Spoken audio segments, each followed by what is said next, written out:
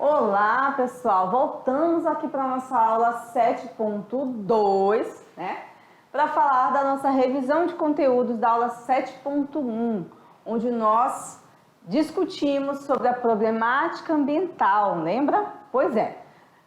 Nessa aula a gente falou muitas coisas, né? Falou sobre essa questão de conflitos, as pressões, o que são as correntes, e aí agora a gente vai seguir para o nosso exercício daqui a pouco, tá bom? Então agora vamos para a nossa revisão, vamos prestar atenção no slide para ver quais foram os principais assuntos da aula de hoje. Vamos lá, vem comigo.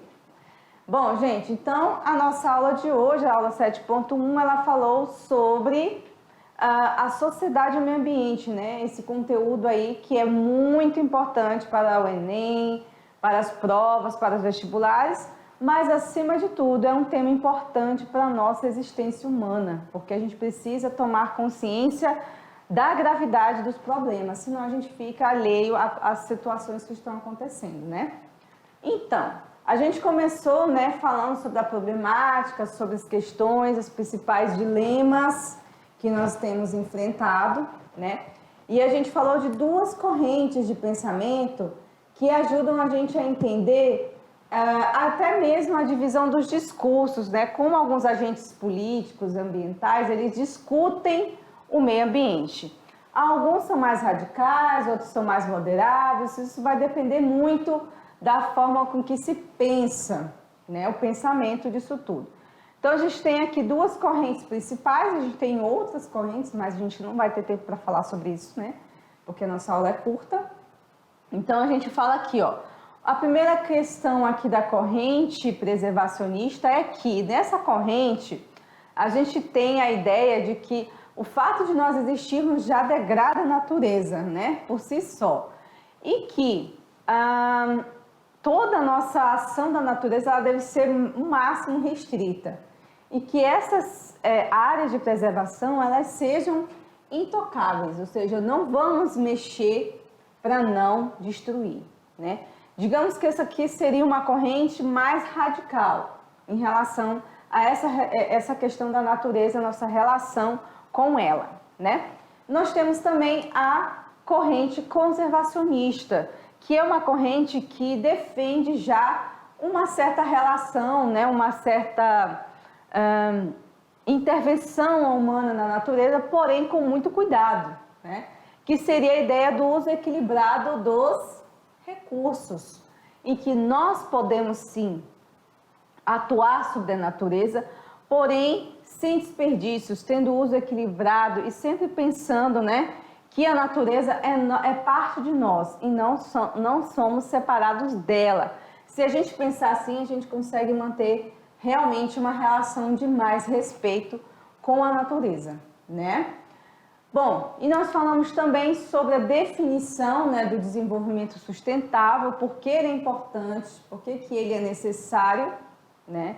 Por que ele realmente é parte do que nós somos e que dentro dessa ideia a gente consegue pensar nas gerações futuras, né? Então a gente precisa pensar em que nessa realidade que nós estamos vivendo, a gente está muito mais pensando em nós do que naqueles que virão depois de nós.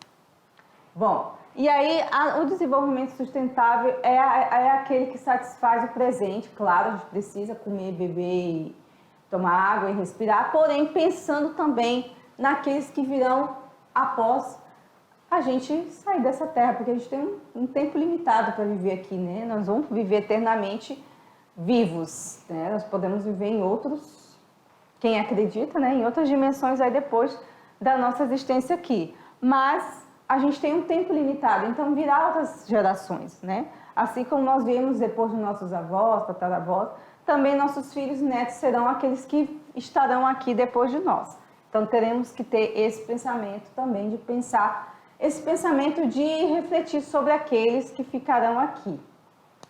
Bom, aí a gente vai agora para a nossa atividade de sala, tá? E já já a gente volta para tirar as dúvidas e refletir um pouco mais sobre esse tema, né? Fazer um fechamento aí dessa questão da problemática socioambiental, para irmos então para a nossa aula 8, que é uma aula também muito interessante, tá bom? Então, para um pouquinho, 15 minutinhos, a gente já volta para a nossa correção, tá bom? Aguardo vocês.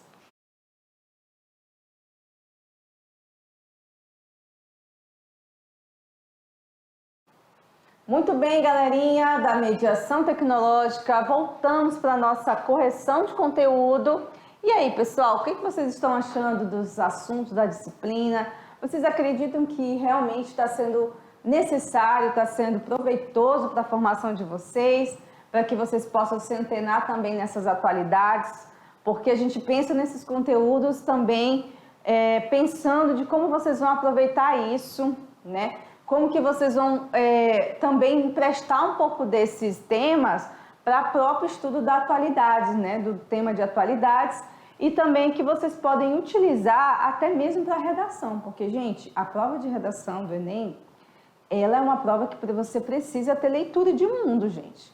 Essa é uma questão muito séria. Tem muitos alunos que se dedicam a estudar só disciplinas específicas. Aí, quando chega na redação, que você precisa ter um desenvolvimento de leitura maior, né? Uma construção, né, de pensamento maior, você vai precisar ter um pouco de conhecimento de atualidades, aí trava. Por quê? Porque só ficou estudando as específicas, né? Não que não seja importante, pelo amor de Deus, não estou dizendo isso, mas que você precisa tirar um tempo para ler atualidades, ver o que está sendo discutido hoje, escrever. Não adianta você só ler, você precisa escrever também. Escrever pequenos textos, seus pensamentos, suas conclusões sobre determinado assunto.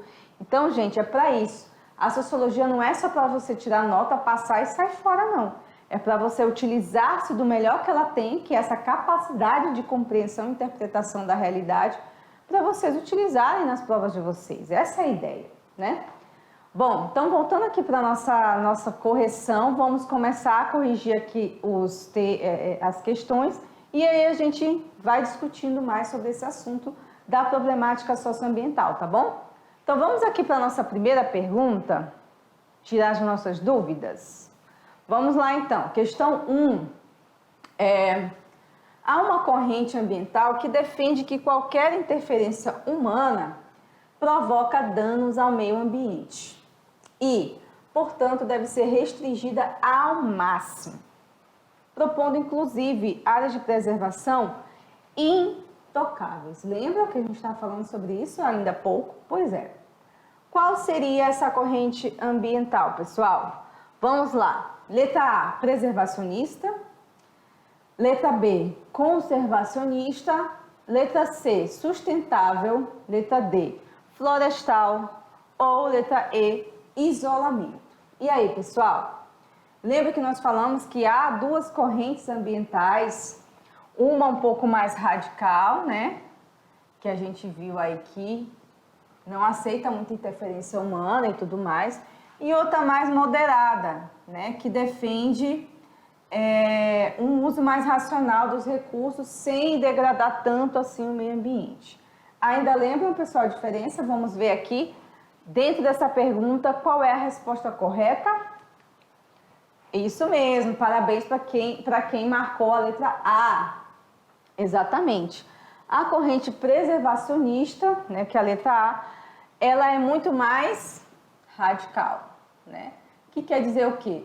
Que a gente não deve interferir no meio ambiente, que nós não podemos ficar metendo a mão e fazendo o que quisermos, porque senão vai destruir, não tem jeito, né? O fato de nós estarmos na Terra já destrói por si só. Então, a ideia de que nós não interferimos, não possamos interferir para que não piore o que já está ruim, tá?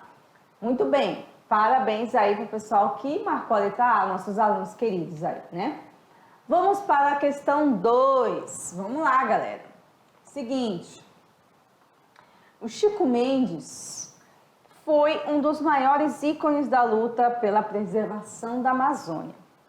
O seringueiro tinha uma tese baseada em sua convivência e conhecimento da floresta e natureza, e que mais tarde realmente foi comprovada.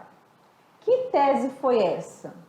Que tese seria essa? Lembra que eu falei para vocês que ele defendia um ponto de vista que ela realmente fazia sentido? Vamos ver aqui as opções para a gente saber? Vamos lá.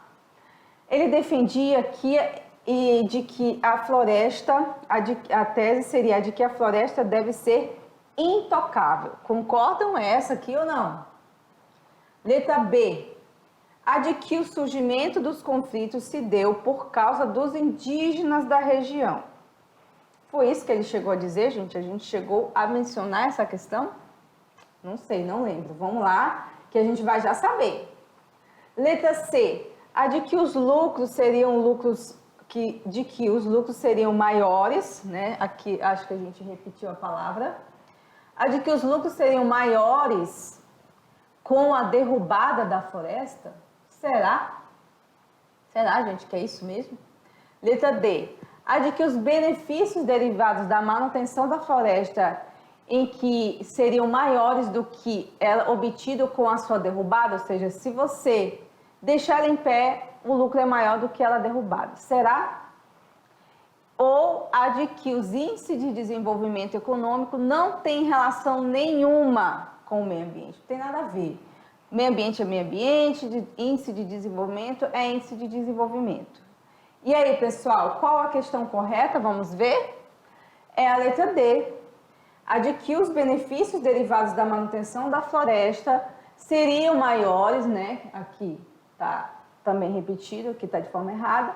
Seriam maiores com o valor obtido com a floresta, com o valor obtido com a sua derrubada, ou seja, de que nós deixando as florestinhas lá em pé é muito melhor do que a gente derrubar. Essa é a tese do Chico Mendes e depois foi comprovada pelos especialistas e ambientalistas, né? Vamos aqui para a perguntinha do Enem, para a gente conferir aí como que o Enem abordou esse assunto em alguns determinados momentos aí. Quase todo ano sempre cai uma pergunta sobre o meio ambiente no Enem, né, pessoal? Então, a gente precisa estar ligado. Vamos lá. Olha essa daqui, ó. A linhagem dos primeiros críticos ambientais brasileiros não praticou o elogio laudatório da beleza e da grandeza do meio natural brasileiro, né? O meio natural foi elogiado por sua riqueza e potencial econômico, sendo sua destruição interpretada como um signo de atraso, ignorância e falta de cuidado. Muito bem. Isso faz parte de um livro chamado Um Sopro da Destruição do Pensamento Político e Crítica Ambiental no Brasil Escravagista, né? Que foi lançado em 2002. Essa pergunta é adaptada, tá? Desse livro. Muito bem. Vamos então ao comando. Descrevendo a posição dos críticos ambientalistas do século XVIII e século XIX, o autor demonstra que, via de regra, eles viam o meio ambiente como, letra A, como uma ferramenta essencial para o avanço da nação, ou como uma dádiva divina para o desenvolvimento industrial, ou paisagem privilegiada para a valorização fundiária, ou como o obstáculo climático para o estabelecimento da civilização. E aí, pessoal, o que vocês acham dessa pergunta? Acreditam que seja qual a alternativa correta? Vamos lá? Vamos ver? Bom, acredita-se que a letra, né, correta é a letra A, que é a ferramenta essencial para o avanço da nação, né? Olha só o que a pergunta estava pedindo, né? Que a posição dos críticos ambientais demonstra, né, que eles viam o meio ambiente, o meio natural, né, como uma ferramenta, né, que poderia avançar a nação. Que pensamento que é muito comum, né, naquela época do século XVIII, século XIX, né, e que ainda era um pensamento ainda retrógrado, de certa maneira, né? A gente ainda tinha um pensamento muito desenvolvimentista. Hoje a gente já tem várias linhas de pensamento que não necessariamente concordam com aquele pensamento do século XX, século XIX, ok? Bom, a nossa última pergunta do dia é: o que é injustiça ambiental? Lembra que nós falamos sobre esse assunto, sobre as problemáticas que esse tema traz, né, não só para o Brasil, mas como para o mundo, mas a gente fala um pouco sobre a realidade brasileira em relação a este tema, né? Então vamos lá para a resposta, vamos lá. Olha só. A condição, o que é a injustiça social? É a condição de desigualdade operada e sustentada por mecanismos sociopolíticos, que destina a maior parte das consequências dos danos ambientais do desenvolvimento a grupos de trabalhadores, populações de baixa renda, segmentos discriminados, marginalizados e vulneráveis da sociedade. O que quer dizer com isso exatamente? Que quando acontece um desastre ambiental, né, que a gente às vezes não pode chamar de desastre, nem sempre é desastre, mas é crime, aí o pessoal tem mania de chamar de desastre para minimizar a responsabilidade das pessoas envolvidas.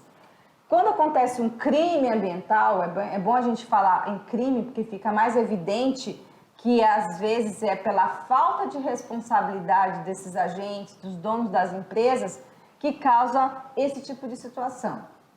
Então, assim, o que quer dizer isso? Quando acontece um crime como esse, os grupos vulneráveis são os mais atingidos, galera.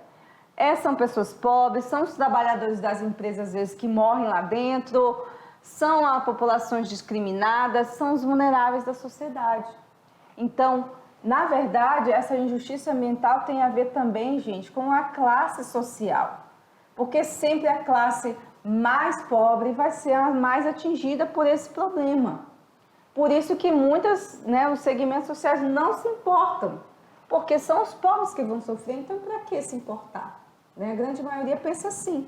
Então, se um pobre está lá morando na encosta, se vai deslizar e matar ele, a família dele, pouco se importa. Agora, se fosse uma mansão na beira da encosta, aí sim, aí começa a ficar um pouco mais difícil, tem que se importar, tem que ajudar essa pessoa, né? Então, essa é uma questão muito complicada, porque leva em consideração, um país onde a desigualdade é o discurso de ordem. Infelizmente, nosso país é um país assim, desigual. E por conta disso, pessoal, finalizando a nossa correção, só refletindo mais sobre esse assunto, e por conta disso, é muito difícil combater esse problema da injustiça ambiental, justamente porque leva em consideração problemas estruturais históricos do Brasil, que é acabar com a desigualdade.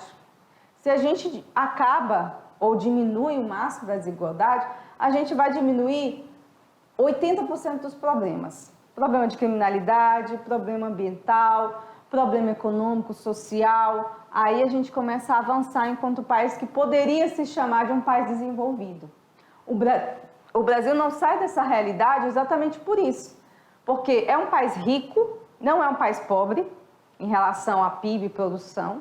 Nós já fomos a 8ª economia do mundo, se não me engano a 6ª, mas certeza que a 8ª a gente foi.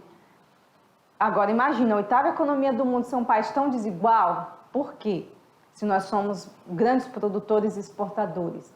Porque os problemas internos aqui nunca se resolvem, Então essa é a questão que nós temos que refletir. O problema ambiental tem tudo a ver com desenvolvimento econômico.